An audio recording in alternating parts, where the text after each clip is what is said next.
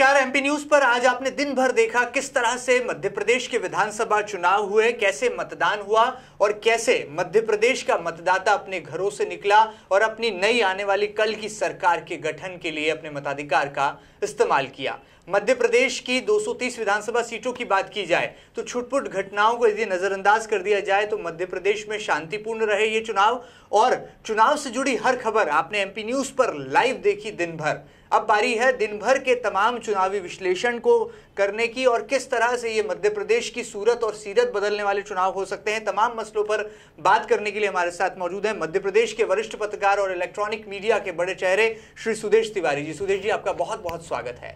सबसे पहले शुरुआत करते हैं मध्य प्रदेश में जैसे ही वो इम्तिहान की घड़ी आई तो कैसे राजनीतिक दलों की धड़कनें तेज हो गई और अब जब मतदान थम चुका है, घड़ी का कांटा 5 बजे को पार कर चुका है, तो कैसे अब तमाम राजनेताओं के भविष्य का फैसला ईवीएम मशीन्स में कैद हो गया है। सबसे पहले शुरुआत करते हैं सुदेश जी, पहला सवाल, क्या है मध्य प्रदेश के मतदाता का मन और आखिर क्यों है मध्य प्रदेश का मतदाता मौन? देखिए महेंद्र जी, अभी तक का जो घटनाक्रम है, हम पिछले 15 दिनों से लगातार इस कैंपेन पर नज़र रखे हुए थे। नरेंद्र मोदी जी पहुंचे, अमित शाह जी पहुंचे, राहुल गांधी के रोड शो हुए, कांग्रेस की तरफ से भी बड़े बड़े दिग्गज नेताओं को लाया गया। लेकिन इस बार जब चुनाव में टिकटों का वितरण हुआ, नामांकन जिस दिन भरा जाना था 12 तारीख, उस दिन तक टिकट ना ही भाजपा दे पाई थी ना ही कांग्रेस। और उस दौरान ऐसा लग रहा था कि कांग्रेस इंतजार कर रही थी कि भारतीय जनता पार्टी पहले टिकट घोषित करे, भाजपा इंतजार कर रही थी कि कांग्रेस पहले करे। तो जब टिकटों का वितरण हुआ उस समय कई चौंकाने वाले नाम आए। पहले जो पहली खेप कांग्रेस की आई थी उसमें काफ़ी अच्छे टिकट दिए गए थे, जो एक्स एमएलए थे और खासकर जो सिटिंग एमएलए थे उनको दिया गया, और कुछ जो सिंगल नाम थे जो कि विनिंग कैंडिडेट के तौर पर देखे जा रहे थे। उन जो टिकटों का वितरण किया गया था महेंद्र जी, उसमें ऐसा कहा गया था कि दिग्विजय सिंह की महत्वपूर्ण भूमिका है, और जैसा कि उन्होंने कहा था कि संगठन पे पैनी नजर बना रखी थी, और हालांकि ये जरूर कहा था कि वो जहां जाते वोट कम होते हैं। तो वो सूची आई, लेकिन जब दूसरी सूची आई तो हंगामा शुरू हो गया कांग्रेस में भी, और कई तरह के सवाल, खासकर पूरे चुनाव में जो दीपक बावरिया हैं वो काफ़ी सवालों के घेरे में रहे, कई तरह के उनको लेकर सवाल खड़े किए गए। लेकिन लास्ट में जिस तरह से कांग्रेस के प्रत्याशियों का चयन हुआ महेंद्र जी, इसमें कोई दो मत नहीं है। जो कांग्रेस पिछले 1 महीने से बैक फुट पर थी, कहीं भी दौड़ में संगठन के लिहाज से भारतीय जनता के पार्टी के सामने दिखाई नहीं पड़ती थी। प्रत्याशियों के चयन के बाद से जिस तरह का घटनाक्रम बदला पूरे प्रदेश में, निश्चित तौर पर कहना होगा कि कांग्रेस ने प्रत्याशी बेस्ड चुनाव लड़ा और जो प्रत्याशियों का चयन हुआ, अब ऐसी स्थिति हो गई है कि कम से कम चाहे भाजपा के नेताओं से ही बात करो तो 50-50 की बात करते हैं। तो ऐसे में मतदाता मौन है। लेकिन प्रत्याशी बेस्ड चुनाव जिस तरह से कांग्रेस ने लड़ा, अपने इंफ्रास्ट्रक्चर न होने के बावजूद भी 15 साल से सत्ता से बाहर थे, और मजबूत लोगों को कहीं ना कहीं, चाहे वो आर्थिक तौर से संपन्न लोग हों, चाहे जिनका जनाधार हो, ऐसे लोगों को टिकट देने के बाद से जो सेफ्रान क्षेत्र काफ़ी जो मालवा निमाड़ है, मैं आपको बताना चाहूँगा 9 सीटों पर ही, 66 सीटों में से सिर्फ 9 सीटों पर ही कांग्रेस के विधायक हुआ करते थे। अब उन सीटों पर जिस तरह की स्थितियां सामने, जो रिपोर्ट्स आ रही हैं, इनपुट्स आ रहे हैं, उसके लिहाज से ऐसा लग रहा है 30 से 31 सीटें मालवा निमाड़ में आ जाएंगी।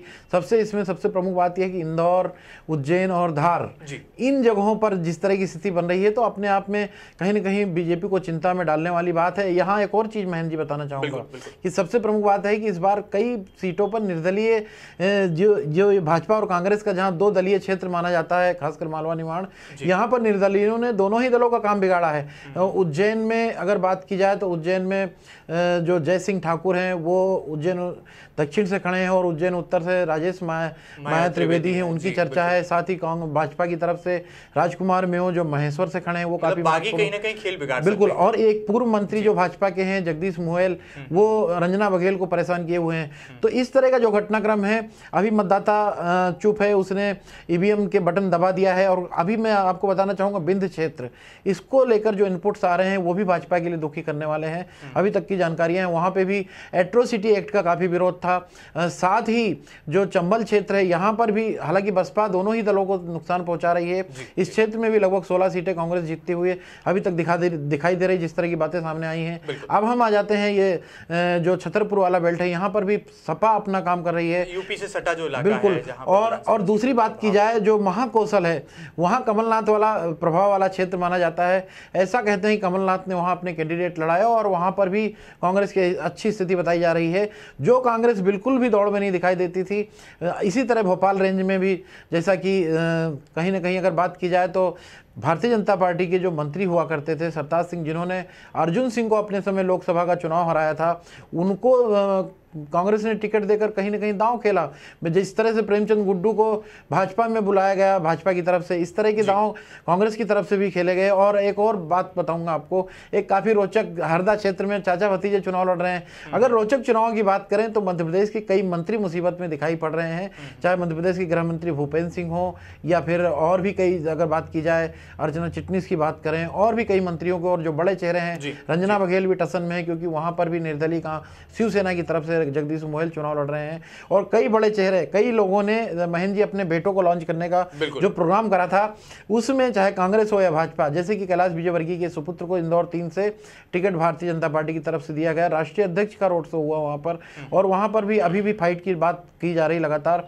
इसी तरह कांतिलाल भूरिया के बेटे को झाबुआ सिटी से टिकट मिला और वहां पर भी निर्दलीय जो जेवियर मेड़ा काम बिगाड़ रहे। तो अपने आप में रोचक चुनाव है और हालांकि 11 का इंतजार करना होगा, लेकिन कई बातें कह गया ये चुनाव, चाहे वो कांग्रेस की तरफ से हो या भाजपा की तरफ से। चलिए कमोबेश यही कुछ ऐसे मन में सवाल हैं कि आखिर क्या एमपी में खिलेगा कमल या फिर हाथ के पंजे को मिलेगा बल?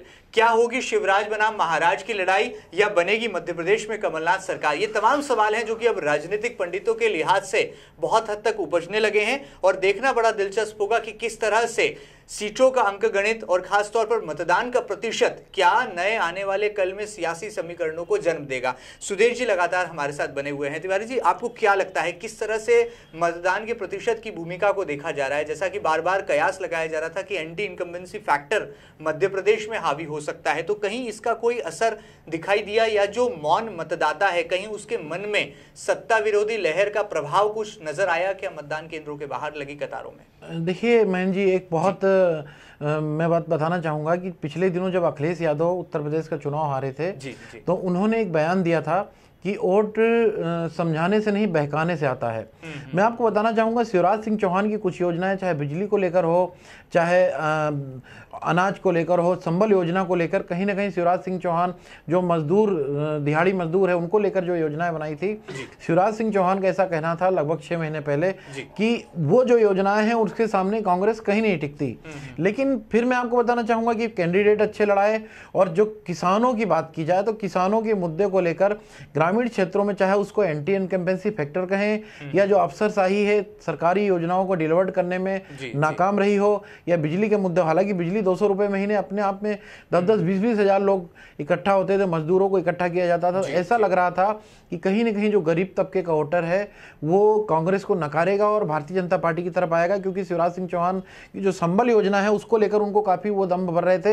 हालांकि ये ईवीएम जब खुलेगी तब जानकारी लगेगी कि इन लोगों ने किया है कि नहीं, लेकिन अभी तक की जो स्थिति है एक परसेप्शन सा बन गया है। जिस तरह के लोग, अभी पिछले दिनों भी चर्चा हुई थी कि भारतीय जनता पार्टी के एंटी माहौल, कहीं ना कहीं जो पुराने लोग थे, पुराने चेहरे हैं, उनको रिपीट करना उनके लिए तकलीफदायक हो सकता है, क्योंकि वो जो घिसे चेहरे थे, घिसे पिटे कहेंगे, क्योंकि लगातार वो लोग सामने आ रहे थे, उनकी कई तरह की शिकायतें, उनके सर्वे में कई तरह की शिकायतें आई, लेकिन उन्होंने अपने आकाओं की दमदारी के चलते टिकट पुनः लिया, तो उसके चलते भारतीय जनता पार्टी बैकफुट पर है। उसके ठीक बिल्कुल उल्टा कांग्रेस में लोगों को टिकट दिया गया, उनके विरोधी भी खड़े थे। मैं आपको बताना चाहूंगा इंदौर की कई विधानसभाओं की बात कर लो, धार की कई विधानसभाओं की बात कर लो, अलग अलग जगहों पर बागी खड़े थे, लेकिन कांग्रेस की तरफ से ऑनिंग लेकर उनको बैठाया गया। और इससे उल्टा जो भाजपा लगातार करती थी कि उनके बागियों को बैठा देती थी, इस बार भारतीय जनता पार्टी बागियों को नहीं बैठा पाई। एक उदाहरण के तौर पर काफी बड़े दिग्गज नेता भंवर सिंह शेखावत, जो कि बदनावर से चुनाव लड़ रहे हैं, विधायक हैं वहां पर,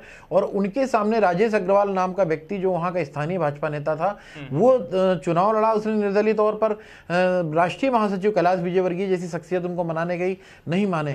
इसी तरह और भी कई मामले हैं। सरताज सिंह को खोना पड़ा, सरताज सिंह रोए। अच्छा, एक और बात महेंद्र जी, इस बार सोशल मीडिया में काफी चर्चा का विषय है कि रोतला चुनाव हो गया है, रोने वालों की काफी बड़ी फौज है, जो देखो वही रोया। कभी सरताज सिंह रोए, सियासत के आंसू हैं, चाहे अर्जुन जोशी रोए, चाहे जीतू पटवारी रोए, चाहे नरोत्तम मिश्रा रोए, जिसको देखो रोकर कहीं ना कहीं अपने आप को जनता के बीच में काफी इस बार रोने को लेकर काफी चर्चा रही पूरी सियासत में।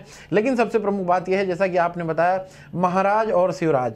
एक बात महेंद्र जी आपको बताना चाहूंगा, ये कैंपेन शिवराज या भाजपा की तरफ से, माफ करो महाराज फिर शिवराज, ये जो कैंपेन चला, इसको लेकर कहीं ना कहीं दो तरह की बातें कही गई कि आखिर शिवराज की तरफ से महाराज को ही क्यों टारगेट किया गया। मैं आपको बताना चाहूंगा कि पिछले 4-5 महीनों से कमलनाथ जिस तरह से एक्टिव हैं, लेकिन भारतीय जनता पार्टी की तरफ से कमलनाथ को बिल्कुल ही टारगेट नहीं किया गया। इसको लेकर, इस बात को लेकर भी कयास लगाए जा रहे हैं कि कहीं ना कहीं कमलनाथ को लेकर भाजपा खेमे में, जो कई बार कई पार्टी के लोगों का यह भी कहना है कि कमल तो भाजपा का है, इस तरह की बातें आई। लेकिन सॉफ्ट तौर पर कमलनाथ को सॉफ्ट टारगेट किया गया, लेकिन हार्ड कोर की तरफ से अगर टारगेट किया गया तो दिग्विजय सिंह को और ज्योतिरादित्य सिंधिया को। अब ज्योतिरादित्य सिंधिया की तरफ से जो पलट कर बयान आया, उनका कहना था कि माफ करो महाराज तो कह रहे थे जब हमारी दादी आई थी, राजमाता आई थी, जिन्होंने भाजपा का कार्यालय खुलवाया था, तो उन्होंने माफ करो राजमाता क्यों नहीं कहा था। तो वो जो जनता में परसेप्शन गया, कहीं ना कहीं ज्योतिरादित्य सिंधिया का जो फेस है उसको लेकर उनके लिए सॉफ्ट कॉर्नर गया लोगों में, और उसका भी खामियाजा खासकर जो चंबल क्षेत्र है जहां पर ज्योतिरादित्य सिंधिया का अपना प्रभाव है, वहां पर भाजपा को भुगतना पड़ सकता है। क्योंकि इसके पहले भी जब सत्यदेव कटारे जी के शांत होने के बाद जब वहां पर चुनाव हुआ था, तो वहां पर भी ज्योतिरादित्य सिंधिया, हेमंत कटारे पर अटैक किया था, और उस समय भी ज्योतिरादित्य सिंधिया को ही राजा महाराजाओं को कह के, और फिर वहां पर भाजपा को उपचुनाव हारना पड़ा था। ऐसी स्थिति में अगर महाराज, जिस तरह से महाराज को टारगेट किया गया है, उसका हो सकता है बीजेपी का ये कैंपेन उसके लिए नकारात्मक हो जाए। इंदौर की बात करेंगे तो मराठा राजा के तौर पे ज्योतिरादित्य सिंधिया जाने जाते हैं, तो कहीं ना कहीं उनका भी सॉफ्ट कॉर्नर, मराठी समुदाय के जो लोग हैं उनका भी एक अपना इंदौर में जनाधार, और वो बीजेपी का वोटर रहे हैं। ऐसी स्थिति में सिंधिया का फेस अलग कुछ कहता है। खासकर सिर्फ नरेंद्र मोदी भी इंदौर आए, महेंद्र जी, दिग्विजय सिंह को टारगेट किया बंटाधार 15 साल पहले। तो यहां पर एक चीज समझ में नहीं आती कि जब आपका प्रदेश अध्यक्ष कमलनाथ है, चुनाव में फ्रंट में कई बार दिग्विजय सिंह ने यह भी कहा कि वो जहां जाते हैं वोट कट जाते हैं, इस तरह की बात, नरेंद्र मोदी भी दिग्विजय सिंह को ही टारगेट कर रहे हैं। तो आखिर ऐसा क्या है कि दिग्विजय सिंह और सिंधिया को ही उन्होंने टारगेट किया? कमलनाथ को लेकर कोई बड़ा आक्रामक रुख ना ही नरेंद्र मोदी ने अख्तियार किया, ना ही शिवराज सिंह ने। तो अपने आप में कई बातें कह रहे हैं, और कांग्रेस की तरफ से भी इसको लेकर एक चुप्पी साधी गई है कि अब देखते हैं कि फैसला आ जाए। 11 तारीख का लोग इंतजार कर रहे हैं, ईवीएम जब आंकड़े उगलेगी तो किस तरह के आंकड़े आते हैं। बिल्कुल ठीक बात है। बहुत दिलचस्प रहा मध्य प्रदेश के इतिहास में ये विधानसभा चुनाव, क्योंकि यहाँ पर कई ऐसी विधानसभा सीटें हैं जहां पर कांटे की टक्कर जैसी स्थिति थी, मुकाबला बहुत रोचक कहा जा रहा था। यदि हम पूरे इस चुनाव का एक फ्लैशबैक देखें तो जहां एक और टिकटों के वितरण के साथ ही मान मनोबल का दौर चला, कई नेता यहां पर रूठे, कई बागी मान भी गए। कांग्रेस की बात करें तो कई बागियों ने जो है यहां पर कांग्रेस आलाकमान को तवज्जो दी, उनकी बात को पैरवी दी। वहीं बीजेपी की बात करें तो वो यहां पर बागियों को मनाने में जो है पूरी तरह से असफल साबित हुई, और इसी के साथ साथ कई नए नेताओं के पुत्रों को भी लॉन्च बीजेपी ने कर दिया। लेकिन यदि कांग्रेस की बात करें तो नए युवा चेहरों को टिकट देने में, विधानसभा चुनाव लड़ाने में कांग्रेस कुछ हद तक आगे यहां पर नजर आई। और पूरे यदि चुनाव का फ्लैशबैक देखें तो यहां पर जैसा कि आप बता रहे थे, सियासत भरे आंसू भी थे, मान मनोबल का दौर भी था। कई बार ऐसी भी खबरें आई कि छिट्टाकशी की गई, जो है आरोप प्रत्यारोप में जो है भाषा का जो है ध्यान नहीं दिया गया। और सबसे दिलचस्प जो यहाँ पर एक विधानसभा सीट रही, कहा जाए हाई प्रोफाइल सीट रही, वो रही बुधनी की विधानसभा सीट। जी हाँ, जहां पर मुख्यमंत्री शिवराज सिंह चौहान के सामने कांग्रेस आलाकमान ने पूर्व प्रदेश अध्यक्ष अरुण यादव को चुनाव लड़ा दिया। हालांकि यहां पर कांग्रेस की कोशिशें थी कि सीएम को जो है उनके विधानसभा क्षेत्र तक सीमित कर दिया जाए। बहरहाल यहां पर उनके बेटे कार्तिकेय चौहान जरूर मैदान में आए, उनकी पत्नी साधना सिंह को भी प्रचार करना पड़ा, और यहां पर एक यू टर्न आया जब कई तरह के वीडियो वायरल होने लगे, उन्हें विरोध का सामना करना पड़ा। मध्य प्रदेश की जनता ने यह विरोध भी देखा। मंदसौर नीमच की बात करें तो किसान आंदोलन की आग क्या किसान भूल गए हैं, ये सवाल जरूर अब आम जनता के जहन में है। तो सुदेश जी, जाते जाते इन तमाम सवालों पर भी जवाब दे दीजिए, और मध्य प्रदेश के इतिहास में विधानसभा चुनाव 2018 की ये तस्वीर क्या कुछ उकेरती नजर आई? देखिए महेंद्र जी, काफी अच्छा सवाल आपने बुधनी को लेके किया। आप फ्लैशबैक में जाइए, 2003 में दिग्विजय सिंह के सामने शिवराज सिंह चौहान को भारतीय जनता पार्टी ने चुनाव लड़ाया था, चुनाव हारे थे। लेकिन उसके बाद उमा भारती मुख्यमंत्री बनी, बाबूलाल गौर बने, और उसके बाद दौर किसका आया? शिवराज सिंह चौहान। शिवराज सिंह चौहान ओबीसी नेता हैं। कहीं ना कहीं अरुण यादव को जब हटाया गया तो मध्य प्रदेश के 40 लाख यादव जो ओबीसी हैं, ओबीसी फैक्टर को ध्यान रखते हुए कहीं ना कहीं एक बार राहुल गांधी की तरफ से अगर बात की जाए, जो वहां पर उस सिस्टम में लगातार अरुण यादव जुड़े थे, उनको इस बात का ध्यान गया कि अगर अरुण यादव को इग्नोर किया गया तो उसका नुकसान कांग्रेस को भुगतना पड़ सकता है। इसी के चलते अरुण यादव को पहले तो कांग्रेस वर्किंग कमेटी में लिया गया, 9वें-10वें स्थान पर उनको तवज्जो दी गई, और उसके बाद शिवराज सिंह चौहान के खिलाफ ताबड़तोड़ उनको टिकट दे दिया जाता है। ये टिकट हार या जीत अलग बात है, लेकिन जिस तरह से चुनाव लड़ रहे थे उनके खास टीम में, खासकर के मिश्रा जी जिस तरह से भूमिका में उनके कोर टीम के सदस्य माने जाते हैं, उन्होंने वहां पर महत्वपूर्ण भूमिका निभाई, सीएम को बांधे रखने का पूरा प्रयास किया। और ऐसी स्थिति में यदि चुनाव हारते भी हैं और कांग्रेस सत्ता में आती है तो अरुण यादव को ये मान के चलें कि अरुण यादव को कोई महत्वपूर्ण भूमिका मिलेगी। दूसरी, ये जो इस बार बांधने का दौर चला था, मैं बताना चाहूंगा कि कैलाश विजयवर्गीय मालवा निमाड़ के प्रभारी थे, लेकिन 3 नंबर, हालांकि वो कई जगहों पर गए, लेकिन 3 नंबर विधानसभाओं में ही उनका मन रखा हुआ था। इसी तरह कांतिलाल भूरिया आदिवासी नेता हैं देश के, ऐसा लग रहा था कि पूरे प्रदेश में आदिवासियों के वोट करने जाएंगे, लेकिन उनको विक्रांत भूरिया की जगह पर ही जेबीर मीणा के चलते उनको पुत्र मोह का फैक्टर वहीं पे बंधे रह गए। इसी तरह और भी जो बड़े नेता हैं, अनु मिश्रा एक ही विधानसभा में रहे, गोपाल भार्गव, खासकर प्रदेश के गृह मंत्री जो कि हाई प्रोफाइल मिनिस्टर के तौर पर भूपेंद्र सिंह जाने जाते थे, अरुणोदय चौबे के खिलाफ उन्होंने कई मामले दर्ज करवाए थे, उसके तौर पर वहां जातिगत समीकरण बन गए और वो भी अपनी विधानसभा से नहीं निकल पाए। और शिवराज सिंह चौहान का भी इसी तरह ध्यान लगा रहा। तो कई नेताओं की इस तरह की स्थिति, सज्जन सिंह वर्मा काफी बड़े नेता हैं, लेकिन वहां पर एक बागी खड़ा हो गया सोनकच्छ में, तो कांग्रेस के दिग्गज नेता हैं, वो भी वहां पर उस बागी की तकलीफ के चलते उनको अपना क्षेत्र वो भी नहीं छोड़ पाए। तो कई नेताओं की ऐसी स्थिति रही। खासकर शिवराज का जो मामला है, अरुण यादव को वहां पर खड़ा करना, निश्चित तौर पर ओबीसी फैक्टर का कांग्रेस ने ध्यान रखा है। अब मुझे ऐसा लगता है कि आने वाले समय में अरुण यादव को कांग्रेस में और भी भविष्य उज्जवल है। चलिए, तो कुल मिलाकर कहा जा सकता है कि मध्य प्रदेश की ये जो चुनावी तस्वीर है, ये बहुत कुछ संकेत देती है। बहरहाल यहाँ पर मतदाताओं ने जो जनमत सुनाया है वो फिलहाल ईवीएम मशीन्स में कैद हो गया है। अब स्ट्रांग रूम में है तमाम ईवीएम मशीनें, और तमाम उम्मीदवारों के भाग्य का फैसला 11 दिसंबर की तारीख को वोटों की गिनती के साथ होगा। लेकिन उससे ठीक पहले कयासों का ये दौर लगातार चलता रहेगा, और मतदान के प्रतिशत के जो आंकड़े हैं वो हमें कभी रिजल्ट के नजदीक ले जाएंगे तो कभी परिणाम से दूर भी ले जा सकते हैं। बहरहाल अब राजनीतिक विश्लेषण यहां पर शुरू हो चला है, और मध्य प्रदेश की जनता ने जो फैसला सुनाया है वो किसके करीब पहुंचता है, इसका फैसला जरूर आने वाले कल में होगा। लेकिन इतना जरूर कहा जा सकता है कि ये चुनाव पहली बार जनता से सरोकार रखने वाले मुद्दों को भी छू गया, और मध्य प्रदेश के इतिहास में राजनीतिक उलटफेर का सबब भी दे गया। जहां एक और कांग्रेस यहां पर आक्रामक भूमिका में उभर कर नजर आई, तो बीजेपी को सत्ता विरोधी लहर का सामना भी करना पड़ा। बहरहाल शिवराज फैक्टर कितना काम करेगा, क्या मोदी लहर जैसा जादू मध्य प्रदेश में चलेगा, या कमलनाथ का पॉलिटिकल मैनेजमेंट कुछ कमाल दिखाएगा, या सिंधिया के चेहरे का जादू मध्य प्रदेश में कोई असर छोड़ पाएगा, ये तमाम सवाल हैं जिसका जवाब अब 11 दिसंबर की तारीख को करना होगा। हमारे साथ वरिष्ठ पत्रकार श्री सुदेश तिवारी जी जुड़े थे, जो कि आप सभी दर्शकों को यह बता रहे थे कि अब तक का अंकगणित क्या कहता है और कैसे तमाम सियासी समीकरण आने वाले कल की एक तस्वीर उकेरते नजर आते हैं। एमपी न्यूज पर लगातार बने रहिए, ताजा तरीन खबरों के लिए हम फिर लौटेंगे नई पेशकश के साथ। फिलहाल दीजिए इजाजत, नमस्कार।